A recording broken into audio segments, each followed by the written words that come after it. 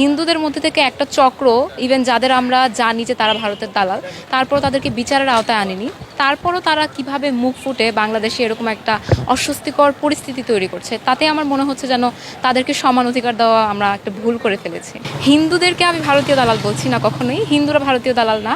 এমনকি জুলাই আন্দোলনে কিন্তু হিন্দু ভাই বোনেরা আমাদের সাথে ছিল, কিন্তু হিন্দু নাম করে একদল যে প্রদেশ দাবি করছে, হিন্দু নাম করে যে মৌলবাদী বলে বলে মুসলিমদেরকে নিশ্চিহ্ন করতে চাচ্ছে বা তাদের বিরুদ্ধে কথা বলছে, এরা হচ্ছে উস্কানিদাতা। আপনারা দেখবেন রিসেন্টলি সামাজিক যোগাযোগ মাধ্যমে অনেক হিন্দু ভাই বোনেরাই বক্তব্য দিচ্ছে যে চৈতালির যে বক্তব্য, তার সাথে আমাদের কোনো বক্তব্য বা মতামতের সামঞ্জস্য নেই, আমরা তার মতামতের সাথে একমত না। তো এরা কারা? এই চৈতালিরা তাহলে কারা, যারা এরকম প্রদেশ দাবি করছে হিন্দু বলে বলে? এরা কোনো হিন্দু না, এরা কোনো ধর্মের আনুগত্য করে এরকম কোনো কিছু করছে না। কারণ বাংলাদেশ সংখ্যাগরিষ্ঠ মুসলিম দেশ, ইভেন এখানে সকল ধর্মের সকল বর্ণের মানুষেরাই বসবাস করবে।